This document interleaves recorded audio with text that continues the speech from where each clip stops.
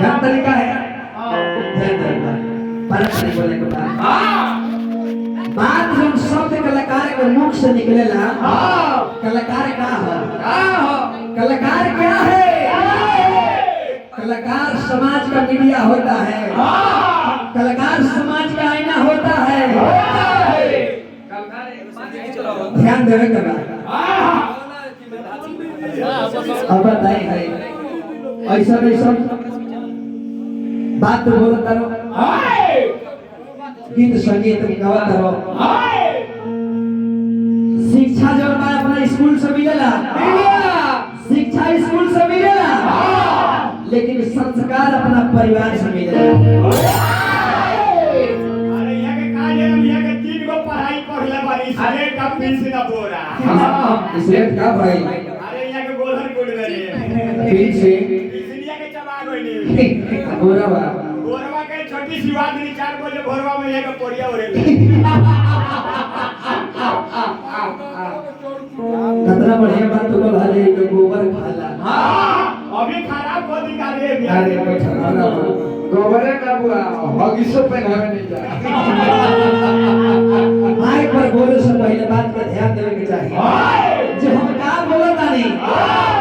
हाथना लोग पूर्वक बैठा बैठो खाली है मतलब का है ना पहला से गौ नहीं ना होला अबे बुझा तो यहाँ के चापा को ढाला हमें तो बुझाता था कि तू बेयास हो कि लौंडा हो ए महाराज ए ले तो बढ़िया सवाली भाई ना तो भिखारी ठाकुर तोरे ऐसा कलाकार गाना बजाना के बर्बाद करता रे का बोले के बता का बोले तारो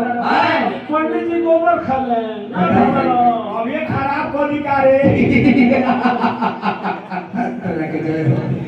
लगाई होगी बोले से पहले तनी सोचा जे हम क्या बोलता नहीं अब नाचे के ठहर में तो कुछ और बोल देता रहो अच्छा तू कहानी में बोला हो बताइए रूपक बाबा ई गोबर है इनका ये चलने लगा ऐसे को और रूपो को बाबा वही जबानी अब आगे इवन की बात करे हमरा भी तो गोबर खियावता ऐसे को निरसाप एसी की बोगा आई होगा बहुत तरह के लोग डर में तार बियाह पंडित नहीं खा करवाले रहुआ ना खिसिया हमने हंसे खातिर बोलत है गाना बजाना पर ध्यान देवे के चाहिए बोका करे कहानी बोल हो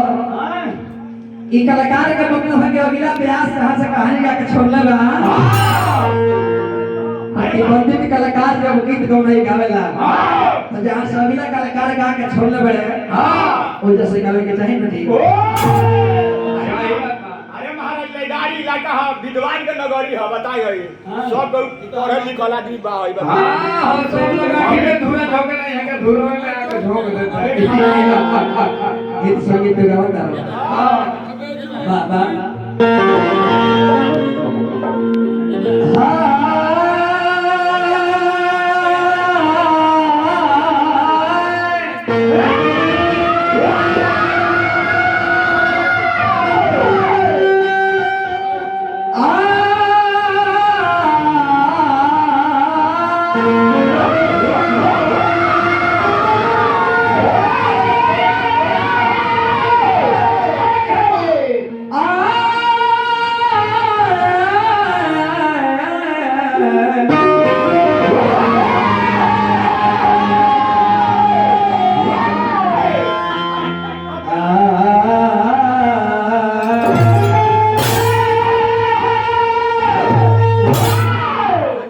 बढ़िया बात साज बाज बजावत रहो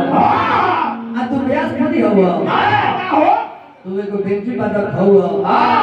ब्यास होने के जो भी कोशिश करता रहो अच्छा बेंची बात अपना सुंदर बजावते हुए जब ब्यास का स्वर लिपि बढ़िया नहीं के हो बोलने के पहले का बोलने के बाद विचार नहीं करो तू अगला कलाकार ब्यास हो जी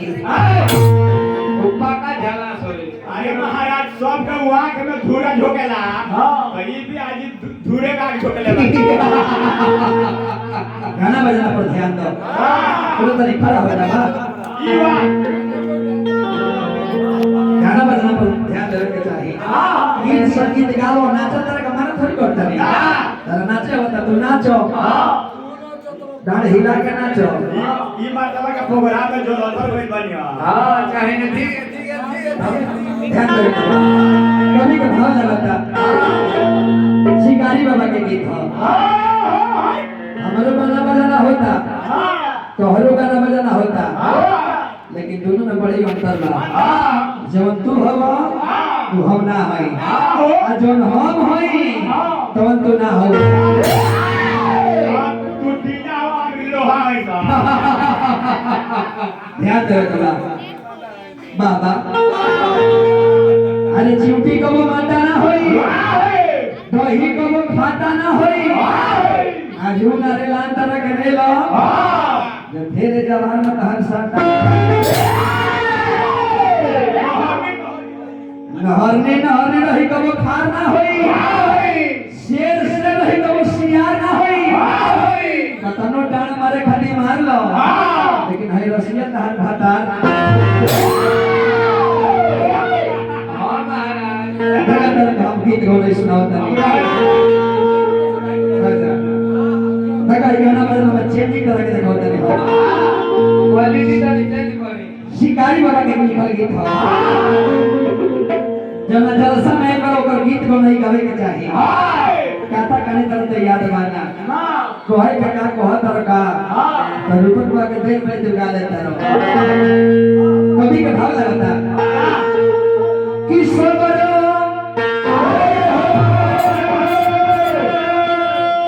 अरे लागल बाटे माया के इका हो माया के नगरी हो एमे आई बरो अकेले जाए के बरो अकेले अरे बाप बियाजी कहत रहे सब के चली हम ना जाए हाँ का करे आ इहा के कहत रहे कि एजी हम झड्डू में बेचे आता सुंदर बात लिखले बनी शिकारी बाबा किसको करो अरे लागल बाटे माया के पता का है तो गोरिया सभा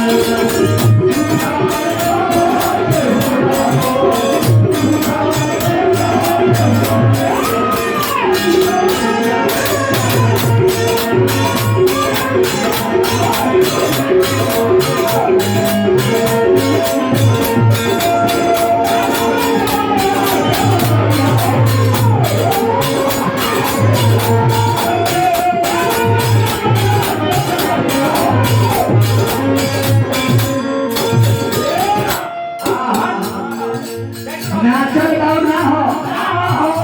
लेकिन नाचल तो तू सॉन्ग पर नहीं नाचल बेसुरा नाचल रहो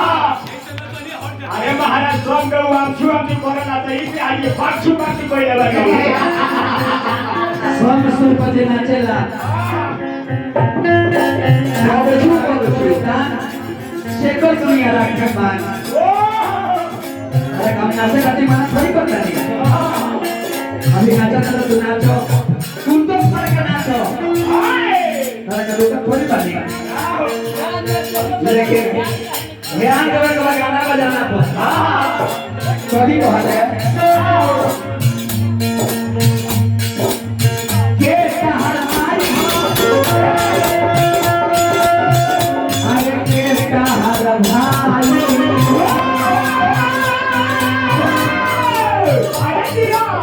के कहर साथी भले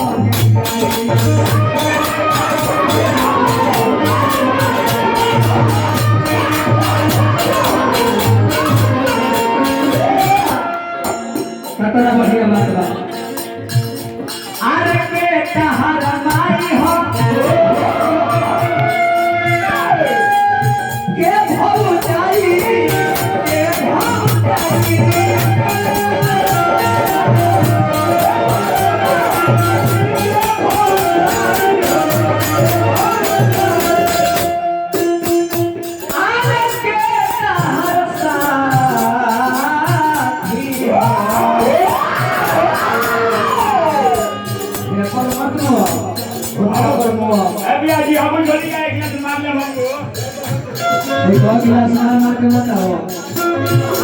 कि तुम्हारा घर के गिलास कम जाता अभी अभी हम सोचता नहीं है कि हे भगवान ये सहारा भाई हो भाई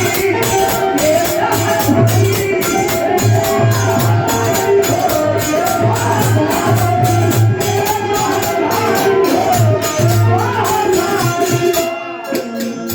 आर के हर साथी हो संग संग जाए चाहे तो संग अरे ले जाए पापा तो के मोटरिया रे